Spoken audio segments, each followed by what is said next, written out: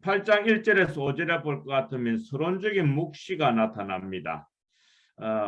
우리는 이제 요한계시록 6장에서 첫째인부터 여섯째인까지 떼시는 그런 재앙들을 보았는데 여섯째인과 일곱째인 사이에 요한계시록 7장에서 하나님의 종들의 이마에 인을 치는 장면을 보게 됩니다. 그것은 땅이 아니고 하늘이고 심판이 아닌 구원의 장면입니다. 그리고 이건 14만 4천인의 세계였고, 이제 요한계시록 8장에서 다시 일곱째 인이 개봉되어지면서 일곱째 인이 아까 일곱 나팔 재앙이라고 말씀을 드렸습니다. 그런데 일곱째 인이 개봉되기 전에 서론적인 묵시가 나타납니다. 이것이 하늘의 반시간 동안 고요한 장면, 이것을 보여주고 있습니다. 반시 동안 일곱째 인을 떼실 때 하늘이 반시간쯤 고요했다라고 했습니다. 이 기간은 무엇을 의미하는가? 또 이 시간에 무엇을 하였는가? 사실 긴 역사 세계 속에서 이 반시간 동안 30분이라는 것은 아주 짧은 그런 시간을 의미합니다. 그리고 고요한 잠정적인 평화의 시간입니다. 이제 일곱째 인을 떼면 일곱 나팔 재앙이 나타나고 그곳에서 우주가 세상이 막 불타고 불 붙는 큰 산이 나타나고 막 재앙이 막 닥치는 그런 장면들이 나타납니다. 그런데 이런 우주적인 소요 사태와 격변에 앞서 짧은 평화의 시기가 있음을 보여주고 있습니다. 그리고 이 시간은 하나님이 두려운 심판을 예고하는 시간이기도 합니다. 네 번째 보면 하나님께서 인간의 정황을 살피시며 각성과 회개를 촉구하는 시간입니다. 아마 평화로운 때, 바로 이때는 성도들은 고요한 가운데 회개하고 경건을 연마하는 그런 시간입니다. 사실 우리는 이 평안할 때 성도들이 준비해야 될 게 있다면 닥쳐올 환난과 닥쳐올 미래의 여러 가지 좋지 못한 상황에 대하여서 어떻게든지 영적으로 자기 자신을 강하게 할 수 있어야 하는데 그렇게 하지 않고 오히려 잘 될 때, 평안할 때 더 타락하기 쉬운 거, 더 이제 변질되기 쉬운 그런 시간들이 되어지고 맙니다. 그렇지만 하나님께서 이렇게 고요하고 조용한 이런 시간을 주셨을 때는 그때야말로 우리 자신의 영적인 준비를 철저하게 하게 되지면 아주 다음에 닥쳐오게 될 모든 시험과 환난을 쉽게 넘어갈 수 있지 않을까 하는 생각도 해봅니다. 그리고 이 짧은 반 시간 동안의 여유를 주시는 유의자에서 결론적인 말씀은 반 시간은 그렇게 길지 않는 시간입니다. 하나님께서 이 짧은 시간 동안 성도들에게 신앙 준비를 할 수 있는 그런 기회를 주시는 시간입니다. 그래서 우리 성도님들은 이 고요한 시기에 믿는 일을 잘해서 환난에 대비를 해야 되고 고요한 시간에 영역을 길러 놓아야 앞으로 오는 환난을 능히 이겨나갈 수 있게 될 겁니다. 일곱 천사의 이제 작업 준비를 하면서 내가 보면 하나님 앞에 일곱 천사가 서 있어서 일곱 나팔을 받았다라고 했는데 이들이 일곱 나팔은 이제 심판을 시행해가는 과정들을 표현하고 있습니다. 쭉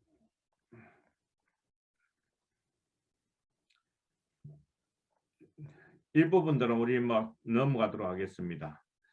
첫째 천사의 나팔, 땅의 권력 심판입니다. 이제 나팔 재앙이 공개가 되어지는데 이 나팔 재앙은 기도의 응답으로 일어나는 것임을 보게 되어집니다.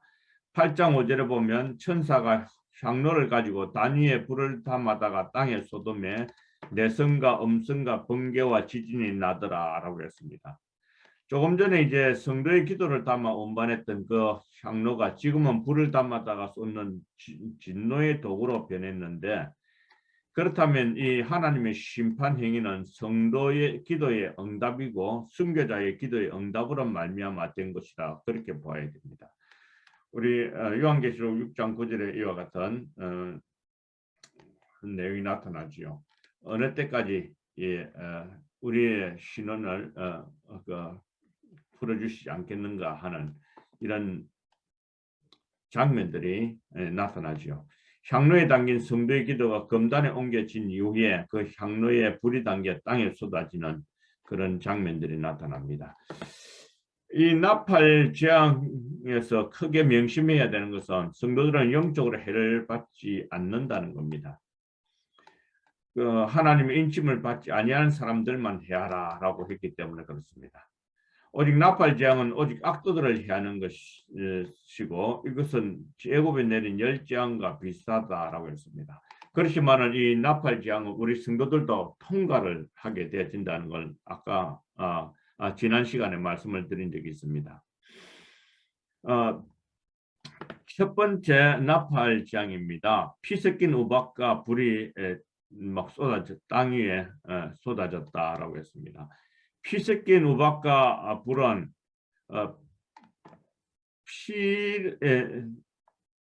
피 섞인 우박과 불은 하나님께서 바로 왕을 항복시키고 이스라엘 해방시키기 위해서 애굽 땅에 사용한 심판의 도구였는데 이것이 바로 마지막 시대에 나타난다는 겁니다. 우박과 불은 불신자들을 향하여 나타나는 하나님 진노의 표현이기도 합니다. 이런 것들이 요한계시록 16장 21절에 보면 이 여섯 번째 대접장 때 더 크게 나타나고 있음을 보여줍니다. 이 재앙으로 인해서 땅 3분의 1이 불에 타서 없어진다라고 얘기합니다. 수목과 푸른 풀이 3분의 1이 탔다는 것은 이것은 아마 역자적으로 이 수목은 이 자연계의 파괴일 수도 있습니다. 첫째 나팔의 초점은 분명합니다. 이로 인해 가지고 이 재앙에 쏟아진 대상물인 목표물은 땅인데 이 재앙의 지구상에 나타나는 자연재해가 3분의 1이 되어질 것입니다. 우리 이거는 지구의 3분의 1이 망가진다는 거 한번 생각해 보신 적이 있으십니까? 사실 지구에요. 지금 아마존에 있는 그 숲, 우림, 큰 나무 숲이 없어짐으로 인해 가지고 지구가 점점 공기가 아주 탁해져 가고 있다는 거 우리 지금 뉴스를 통해서 알고 있죠. 근데 3분의 1이 망가져 버리면요 정말 숨쉬기 힘들고 고통스러운 시간들을 갖게 되실 겁니다. 나팔 재앙 때 이와 같은 내용이 나타난다는 겁니다. 그리고 요한계시록 이 영적인 교훈이 있다면 우박과 불재앙이 성도를 해치지 않는다는 거, 그리고 나팔 재앙이 시작되기 전에 주어진 표현이라는 거, 시작되어진 말씀이 있다면 하나님의 종들의 이마에 인치기까지 땅이나 바다나 나무나 해하지 말라라고 했는데 아마 하나님께서 보호하시기 위해서 자연재해를 조금 딜레이 시키는 그런 모습이 나타납니다. 나중에 9장에서 보면 또 이 나팔 재앙의 다섯 번째 나팔 재앙에 보면 땅에 있는 풀이나 푸른 것이나 각종 수목은 해하지 말고 오직 이마에 입맞지 아니하는 사람들만 해하라라고 하는데 이것은 나중에 자연재해 대신에 사람들만 이렇게 공격하는 그런 재앙들이 나타나는데 나중에 9장은 사탄운동의 내용을 구체적으로 설명해 주고 있습니다. 그때는 자연재해보다도 하나님의 이마에 하나님의 인을 맞지 아니하는 그런 불신자들에게 이와 같은 고통들이 임하는 것을 보여주고 있습니다. 그리고 하나님의 자연계시가 악인을 징계하는 하나님의 심판도구로 사용되어지고 있다는 사실을 보여주고 있습니다. 그러면서 동시에 하나 우리가 꼭 염두에 둬야 될 것은 성도들에게도 경고하는 표징이 있습니다. 성도들은 재앙이 쏟아져 땅 3분의 1이 절단나는 걸 볼 때 이 세상이야말로 우리가 영원히 정착할 정착지가 아니다 하는 것을 알아야 되고 이 없어져 버릴 세상 애굽에 집착하거나 사랑하거나 소망을 두지 말고 재림이 오실 주님을 맞을 준비에 진력해야 될 것이다 라고 얘기합니다. 그래서 존 스토트 목사님은 우리에게 이런 얘기를 합니다. 우리가 다리를 건너갈 때, 여기서 저쪽에 있는 다리를 건너갈 때에 아무리 피곤하다고 하더라도 다리에서 장마를 걸치고 집을 짓고 하지 않는 집을 짓지는 않지 않느냐. 마찬가지로 오늘 우리가 살아가면서 이 땅에서 살다가 저 하늘나라로 갈 때까지 지나치게 여기에 말뚝을 박지 말고 천국 가서 영원히 살 수 있는 그것에 집착하고 천국을 소망하고 영원히 살 수 있는 그곳을 향해서 우리의 내세를 준비하는 것이 좋지 않겠느냐 하는 그런 말씀을 남겼었습니다. 그 책을 읽으면서 제가 큰 감동을 받았습니다. 그리고 이 세상은 아직까지 최종의 심판마당이 아닌 것들을 첫 번째 나팔재앙에서 보여주고 있습니다. 3분의 1이라고 했는데 이 수적 표현은 이 재앙의 제한성을 나타내 보여주고 있습니다. 그리고 성도들의 사명의식을 고취하는 진리도 있습니다. 이 세상인 일부분이 이렇게 심판받을 때에 교회가 생각해야 될 것은 뭐냐면 선교의 사명의 기간이 남아있다는 것을 직시를 해야 됩니다. 악인들의 수명을 연장하는 것이 아니라 택자 구원을 위해서 하나님의 백성들의 호출 기간이 유예되고 있다는 걸 알고 우리가 어떻게 하든지 세상의 종말이 가까이 오면 올수록 더 복음을 전하려고 하는 거룩한 사명의식을 갖고 있어야 되지 않겠습니까? 이것이 오늘 교회가 가지고 있어야 될 역사의식입니다. 사실 코로나로 인해서 지금 너무 힘드니까 교회마다 지금 선교도 멈추고 전도하는 것도 잘 못하고 대면을 못하니까 전도도 못하겠다라고도 하고 그랬거든요. 그래서 저는 저도 그 조기 퇴직을 하고 난 다음에 외국에 나가가지고 가르치는 이 사역을 계속해야 되는데 못하게 되니까 하나님께서 한 가지 좋은 방법을 주시는데 바로 줌이라는 걸 주셔서요.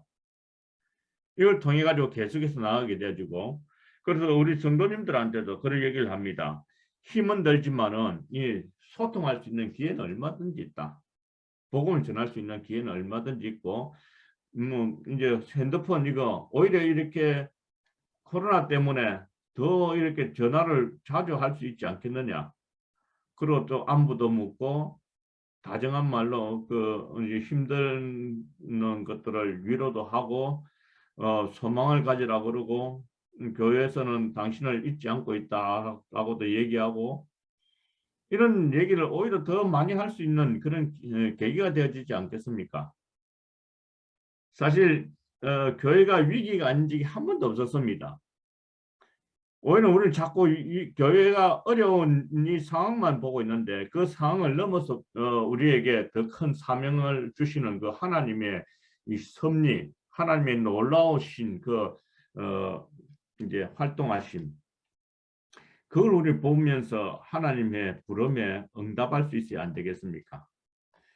자, 두 번째 보겠습니다. 둘째 천사의 나팔은 바다의 심판입니다. 둘째 천사가 나팔을 부니 불붙는 큰 산과 같은 것이 바다에 던지며 바다의 3분의 1이 피가 되고 바다 가운데 생물 가진 피조물들의 3분의 1이 죽고 배들의 3분의 1이 깨지더라 라고 했습니다. 불붙는 큰 산은 무엇을 가르치는가요? 이 세 가지 견해가 있습니다. 어떤 이는 실제로 일어난 지역의 화산을 의미한다라고 주장하는 분이 있고 이 견해를 주장했던 자들은 실제로 본스가 기록되기 약 20년 전에 베스비우스 화산이 폭발해서 폼페이나 헤르큘라니움을 파괴한 사실을 근거로 제시를 하고 있습니다. 어떤 분들은 이제 위경에 언급된 대로 불타는 큰 화산과 같은 7별에서 비롯되어졌다라고 얘기하는데 제가 이런 거 볼 때 저는 이 둘째 재앙은 자연재해로 보는 것이 좋을 것 같다는 생각을 합니다. 이 불붙는 큰 산이 바다에 떨어졌다는 것은 혹성의 지구와 충돌을 하는 것으로 보는데 다행히 이것이 바다에 떨어졌다는 겁니다. 만약에 불붙는 산이 이 땅에 떨어졌다면 어떻게 되겠습니까? 지구가 깨집니다. 불붙는 큰 산과 같은 것이 바다에 떨어짐으로 바다 3분의 1이 피가 될 정도라고 할 것 같으면요. 그런 큰 별이라고 할 수 있죠. 혹성이 그 지구와 정면으로 충돌하게 되면 지구는 깨져 버립니다. 그런데 바다에 떨어짐으로 바다 3분의 1이 피가 되어지고 온 세상에 자연재해가 임하여 피와 같이 붉게 변하게 되었다는 것을 얘기합니다. 이것은 바다의 3분의 1이 피가 되었다는 것은 재앙의 참혹성을 나타내는 종말론적인 사건을 시사해주고 있습니다.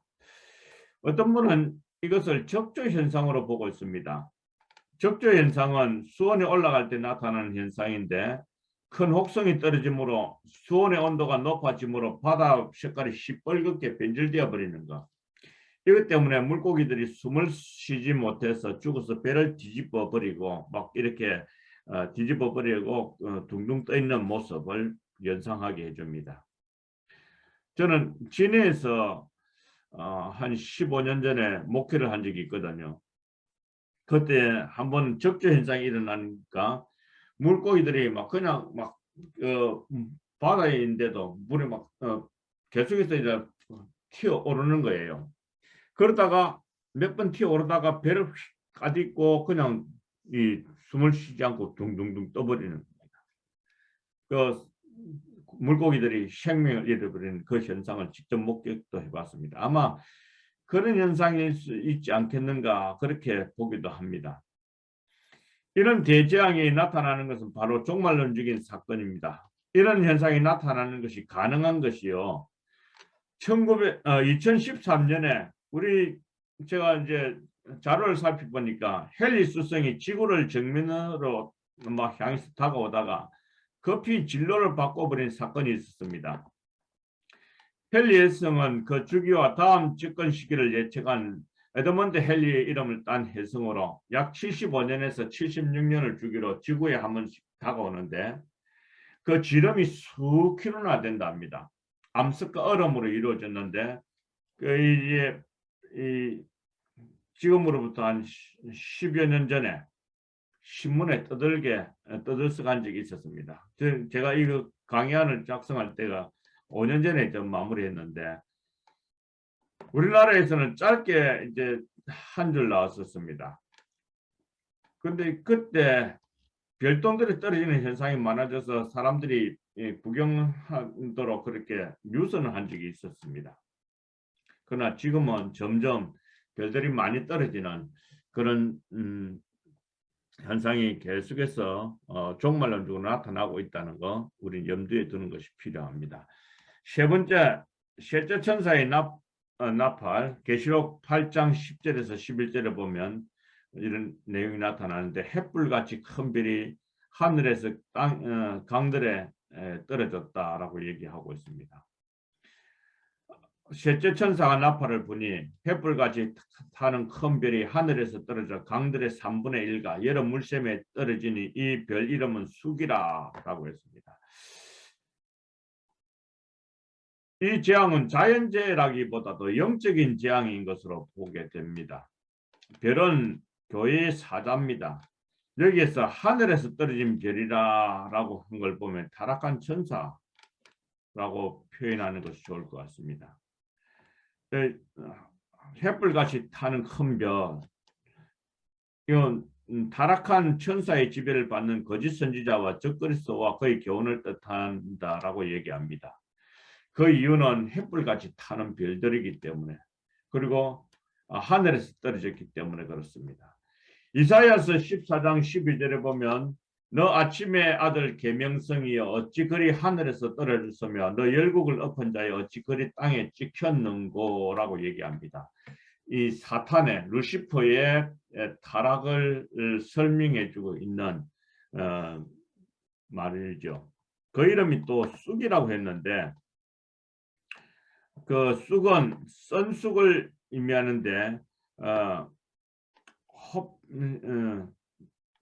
호합신도스라고 하는 이 표현은 그 독초라는 그런 의미를 가지고 있습니다. 그래서 이걸 마시면 많은 사람들이 죽는 그런 것을 의미합니다. 그래서 이 숙은 거짓 교사의 교훈의 결과 그 영육의 생명이 쓴맛을 겪는 경우를 두고 한 말입니다. 근데 이게 쓴물이 셋째 그 천사가 나팔을 불 때 쓴물로 남은 사람이 죽었다라고 했는데 이 하늘에서 떨어져 강들의 3분의 1가 여러 물샘에 떨어져서 그 물들이 썩이 되어져서 많은 사람들이 죽었다라고 했는데 이 말은 강들과 샘물은 영혼을 살리는 복음의 말씀을 의미하는데 이것이 거짓 교사들의 거짓 교훈으로 말미암아 나타나는 많은 영혼들이 죽는 것을 의미합니다.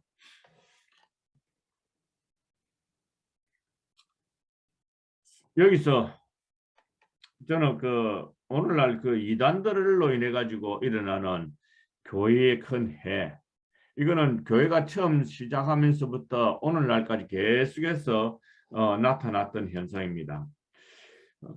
사탄은 하나님의 교회를 공격할 때 사도행전을 읽어보면 재밌는 걸 발견하게 됩니다. 하나님의 교회를 공격할 때 처음에는 개인적인 박해를 합니다.